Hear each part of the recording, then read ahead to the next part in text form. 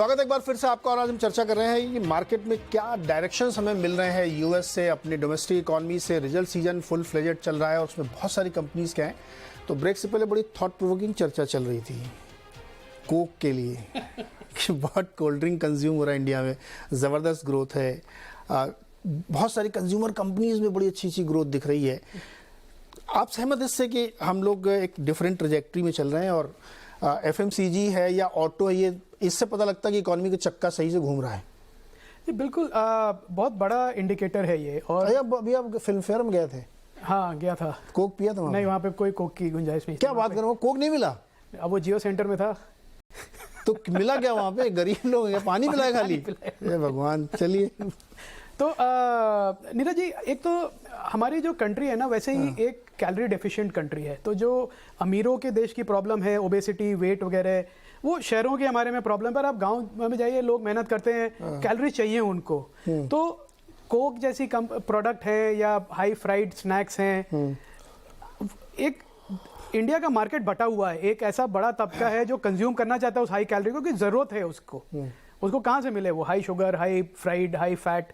तो वो प्रोडक्ट्स अच्छे चल रहे हैं और चलते रहेंगे, उसमें कोई डाउट नहीं है। और वॉल्यूम ग्रोथ जो आप देख रहे हैं, नेस्ले, लीवर, आईटीसी या जो भी कंपनीज उस मार्केट को केटर करती हैं, लोकल ब्रांड्स भी, वो सब इसलिए अच्छा कर रहे हैं क्योंकि एक जेन्युइन डिमांड है उनकी, और वो शहरों पे डिपेंड नहीं कर रहे हैं। मतलब कोक ये नहीं सोचता कि इस घर में या इस सोसाइटी में अगर एक बॉटल कोक पी जाती है तो इसको मैं कैसे 2 बॉटल कर लूँ। उनको देखना बॉटम ऑफ द पिरामिड, कि जहाँ पे पर कैपिटा कंजम्पशन है ही नहीं कोक की, पानी चले। अब वो अपग्रेड कर रहे हैं, वो कह रहे हैं कि मेरे घर में फ्रिज आया, अब फ्रिज आया तो मैं रखूं क्या इसमें, अब कोक की बोतल होनी चाहिए कि कोई गेस्ट आए तो मैं उसको पिलाऊं। तो काफी सारे एक वर्चुअस साइकिल बन रही है कि आपका कंज्यूमर इलेक्ट्रॉनिक्स की ग्रोथ है, एसी, फ्रिज, उसके साथ में एक कंज्यूमर प्रोडक्ट्स की जो स्टेपल्स की ग्रोथ है in a country which is very calorie deficient most of it.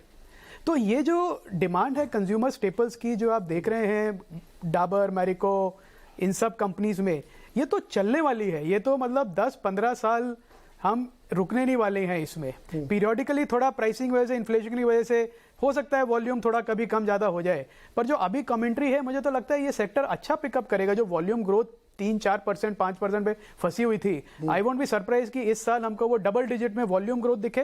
Pricing जो भी बेनिफिट है वो पास ऑन कर देंगे, तो शायद टॉप लाइन उनका डबल डिजिट से ना गिरे, पर मार्जिन अच्छे सस्टेन रहेंगे और मार्केट बढ़ेगा। एब्सोल्युटली।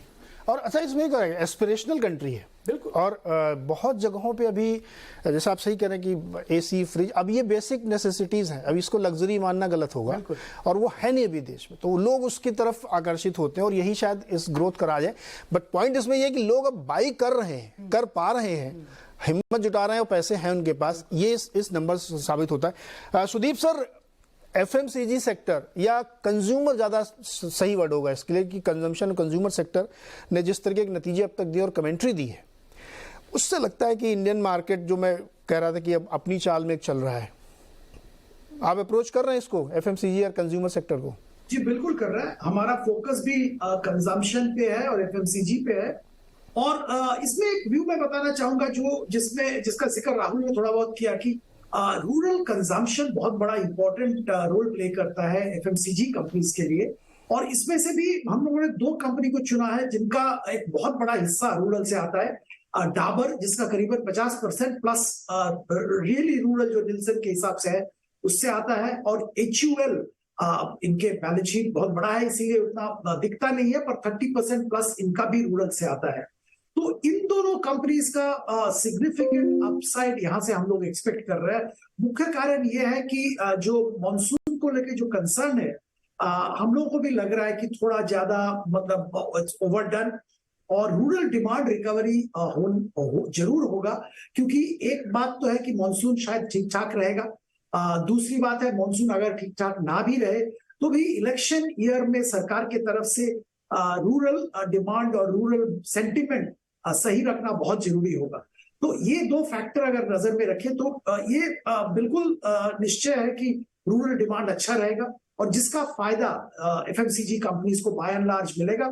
और 2 कंपनी का जिक्र तो मैंने किया, इन कंपनीज को तो बहुत अच्छा फायदा मिलेगा। परफेक्ट। पंकज जी, मैं ऐसे सोच रहा था अभी बैठे बैठे कि अगर 140 करोड़ की हमारी पॉपुलेशन है तो उसमें 20 करोड़ या 30 करोड़ निकाल दीजिए जो एकदम छोटे बच्चे हैं, या 40 करोड़ निकाल लीजिए चलिए, जो बहुत बहुत उनकी उम्र हो गई 60 से ऊपर। 100 करोड़ लोग ऐसे होंगे जिनको बर्गर या पिज्ज़ा खाने का मन होता होगा या उन्होंने इच्छा रखते होंगे। उसमें से कितने लोगों ने अब तक खाया होगा?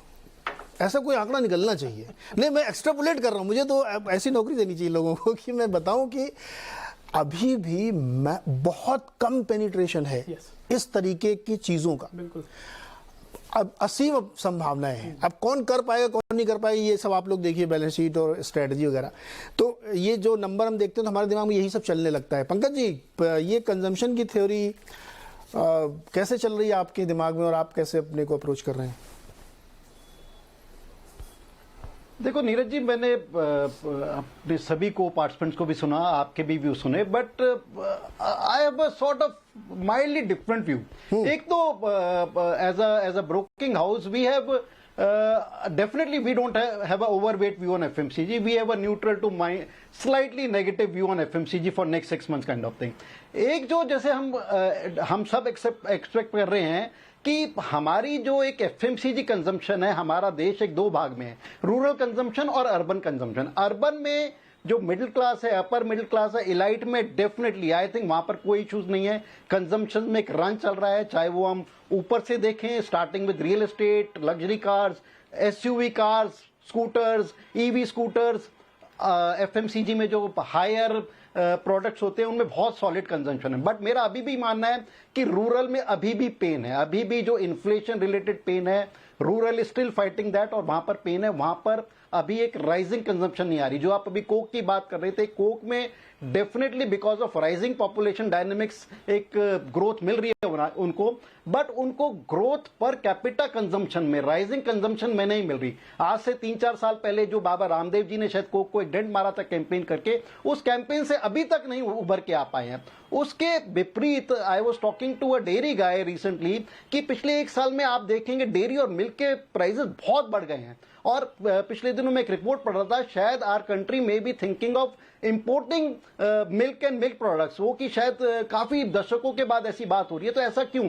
उसका जवाब ये था कि हमारी एक एस्पिरेशनल इकोनॉमी हो गई है, राइजिंग कंजम्पशन की वजह से ये प्रॉब्लम है। It is not because of production related problem, और क्योंकि कंजम्पशन ऑफ जो फॉर्डर वगैरह इसकी कॉस्ट बढ़ गई है। सो एक अलग अलग प्रश्न चिन्ह है, अलग अलग डायनेमिक्स हैं। जहां तक बर्गर की बात है, कोक की बात है, चाहे इनकी कंजम्पशन बढ़ भी जाए, बट इनमें एक प्रॉफिट मार्जिन है वो इससे बहुत ज्यादा नहीं है। और मेरा अभी भी मानना है कि रूरल में अभी भी पेन है।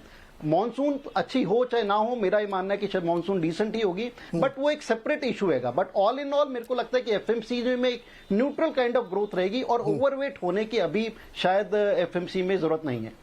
ओके, देखिए ये बात एकदम सही है कि सबका अपना अपना व्यू है, कैसे कर सकते हैं। और ये बात भी सही है कि दूध इतना महंगा क्यों हुआ है, मतलब हर दूसरे चौथे महीने बढ़ता रहता है। हमने तो उसे चाय कम कर दी है, मैं दिन में 1 बार दूध वाली चाय पीता हूँ, ब्लैक कॉफी पी रहा हूँ। बीपी बढ़ता है इससे, लेकिन फिर भी अब दूध इतना महंगा होता है, 60-70 रुपए लीटर हो गया। और ज्यादा बीपी पड़ जाएगा। तो इन्फ्लेशन को कम करने